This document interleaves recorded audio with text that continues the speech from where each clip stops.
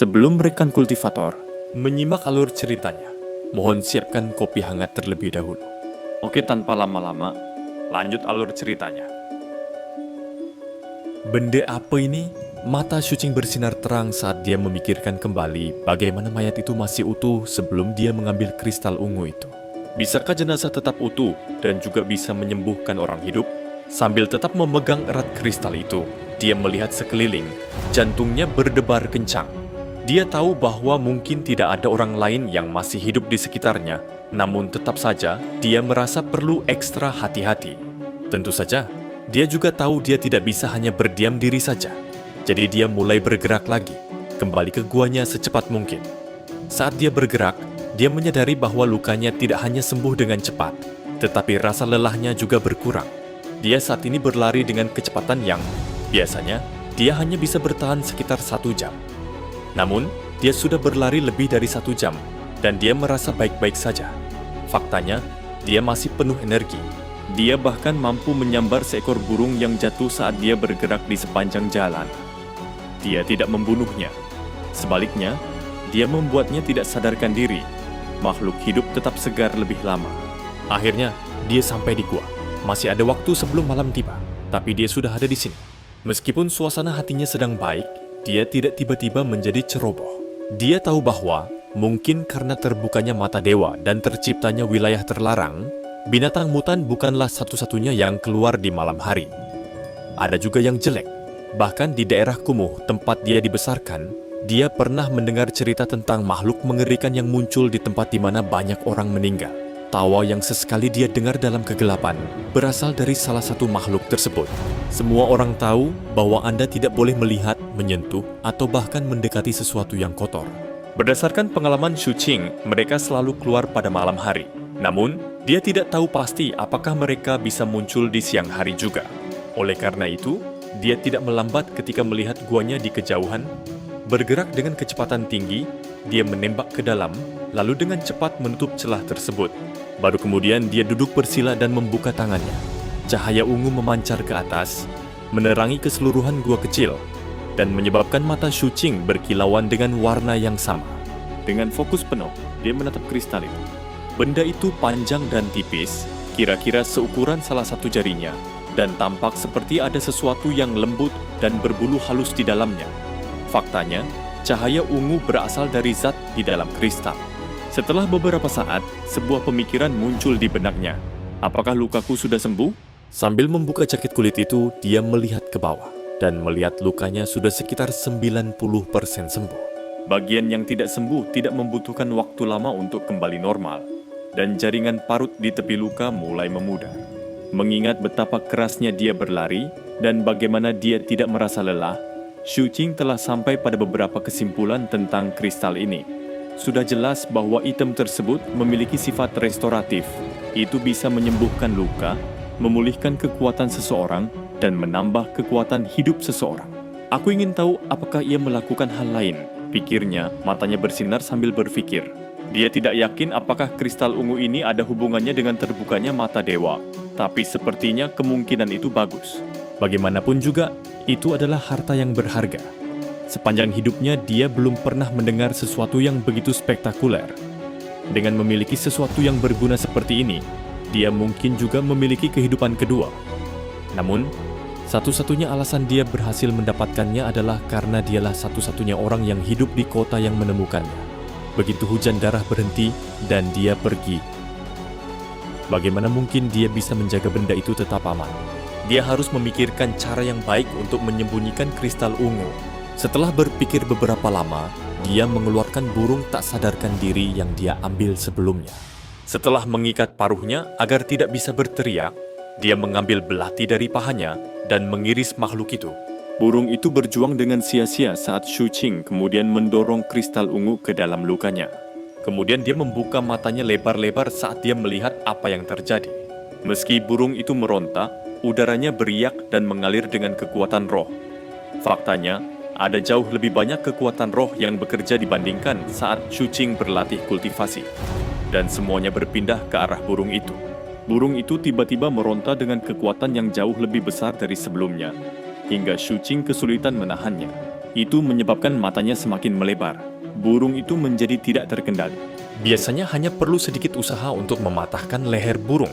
Namun kali ini, ia harus mencobanya beberapa kali berturut-turut sebelum berhasil. Dia segera mengeluarkan kristal dari tubuh burung itu, memeriksanya.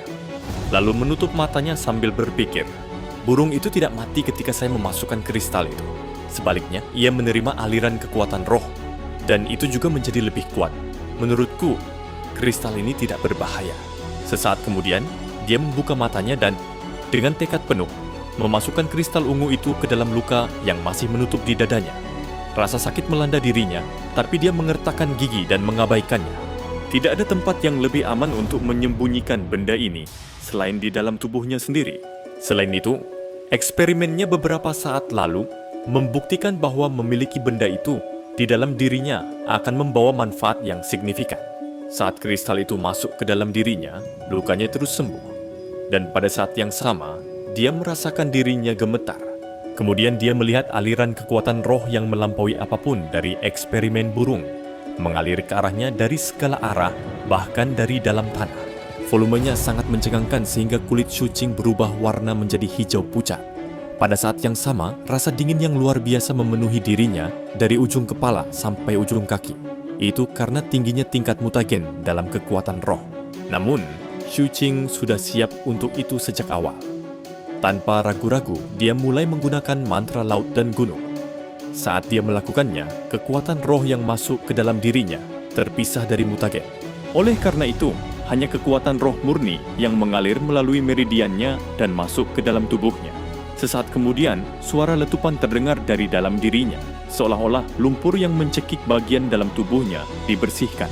Pada saat yang sama, daging dan darahnya terasa segar dan sehat. Dalam benaknya muncul gambaran seorang goblin, sangat hidup dan energi. Meskipun mantra laut dan gunung adalah teknik budidaya, itu bukanlah sihir budidaya, melainkan metode penyempurnaan tubuh. Itu dibagi menjadi 10 tingkat yang sesuai dengan 10 tingkat kondensasi Qi. Slip bambu miliknya memberikan pengenalan yang jelas, menjelaskan bahwa setiap level memberikan kekuatan seekor harimau. Kekuatan 5 harimau akhirnya digabungkan untuk menghasilkan kekuatan seorang goblin. Dan kekuatan 2 goblin digabungkan menjadi kekuatan seorang hobgoblin. Menurut pepatah populer, goblin bisa memindahkan gunung, hobgoblin bisa mengangkut lautan. Dan dengan demikian, nama teknik tersebut menjadi mantra laut dan gunung. Kristal ungu di dadanya seperti pusaran air, terus berputar sambil menyedot banyak kekuatan roh. Budidaya Shuqing meningkat secara dramatis.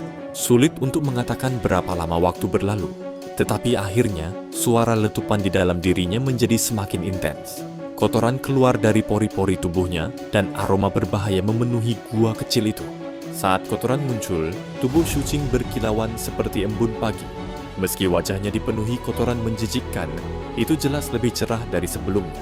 Lebih banyak waktu berlalu. Akhirnya, aliran kekuatan roh berhenti dan Shuqing membuka matanya. Kali ini mereka berkilauan dengan cahaya ungu. Dia melihat sekeliling, tertegun.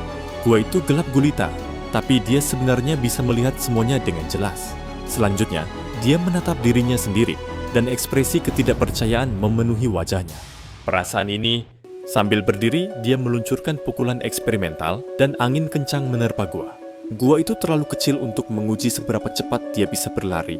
Tapi berdasarkan sensasi yang datang dari lengan dan kakinya, dia tahu bahwa dia pasti telah melampaui kemampuannya sebelumnya. Mengulurkan tangan kanannya, dia menarik kembali lengan baju yang menutupi lengan kirinya. Ketika dia melihat bercak hitam seukuran kuku di sana, dia menarik napas dalam-dalam. Jadi saya mencapai kondensasi Qi tingkat pertama. Menurut keterangan di batang bambunya, bintik hitam itu merupakan bercak mutasi. Saat mempraktekkan mantra laut dan gunung, noda mutasi itu seharusnya muncul di lengan kiri. Setiap kali dia naik level, noda baru akan muncul. Menggosok noda mutasi, Shuqing mencoba mengendalikan kegembiraannya karena menjadi lebih kuat. Berjalan kembali ke pintu masuk gua, dia melihat keluar melalui celah dan mencoba memutuskan apakah dia harus menunggu sampai hari terang untuk pergi dan melakukan beberapa tes. Hanya sesaat berlalu sebelum ekspresi waspada menutupi wajahnya. Mencondongkan kepalanya lebih dekat ke celah itu, dia menajamkan telinganya untuk mendeteksi suara apapun dari luar. Di luar benar-benar gelap, tapi dia tidak bisa mendengar suara aneh apapun yang biasanya. Dia sudah berada di tempat ini selama berhari-hari dan belum pernah mengalami hal seperti ini. Lebih jauh lagi, bahkan di siang hari, ketika suara binatang buas dan mutan berhenti, masih ada suara hujan darah. Tapi saat ini, dia tidak bisa mendengar suara hujan. Jangan bilang padaku. Jantungnya berdebar kencang saat memikirkan implikasinya. Dia menunggu dalam diam beberapa saat, sampai sinar matahari yang menyilaukan menyinari, memasuki celah pintu masuk gua, dan menerangi segala sesuatu di dalamnya. Cahaya itu menyebabkan Shuqing gemetar. Dia mengulurkan tangannya untuk mencegat berkas cahaya, dan ketika dia merasakan kehangatan, perlahan-lahan itu membuatnya sadar kembali. Sinar matahari. Sesaat berlalu, lalu mata Shuqing bersinar karena kegembiraan. Membuka celahnya, dia perlahan melangkah keluar menuju sinar matahari. Mendongak, dia tidak melihat satupun awan gelap yang memenuhi langit sebelumnya. Sebaliknya, dia melihat matahari yang menyilaukan.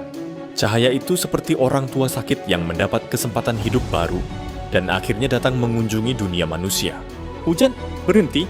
Shuqing menghirup dalam-dalam udara yang dipenuhi sinar matahari, lalu melihat sekeliling kereruntuhan kota yang bermandikan cahaya pagi. Kota ini tampak mempesona dengan cara yang tidak pernah dia bayangkan sebelumnya. Saat sinar matahari menembus awan merah di Cakrawala, tampak seperti paus emas yang tak terhitung jumlahnya berenang di langit.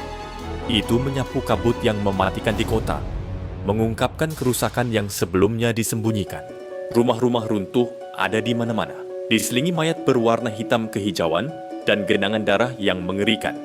Itulah pemandangan yang menyadarkan Shuqing dari pingsannya dan mengingatkannya akan malapetaka yang menimpa tempat ini.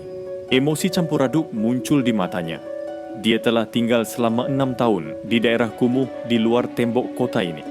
Dengan kata lain, sudah 6 tahun dia memandang ke bawah ke tempat ini.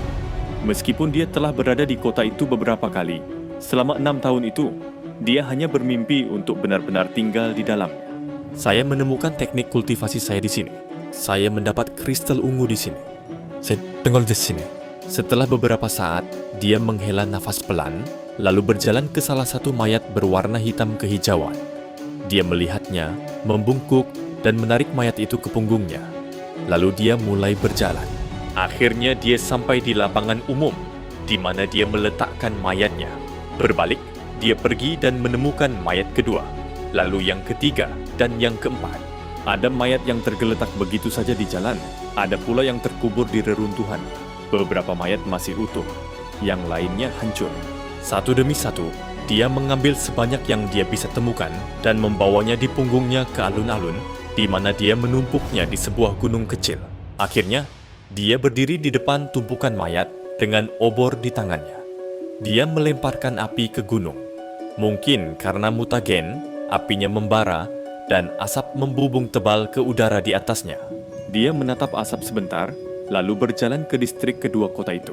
Tak lama kemudian, asap juga mengepul dari distrik itu, semakin tebal dan semakin tebal.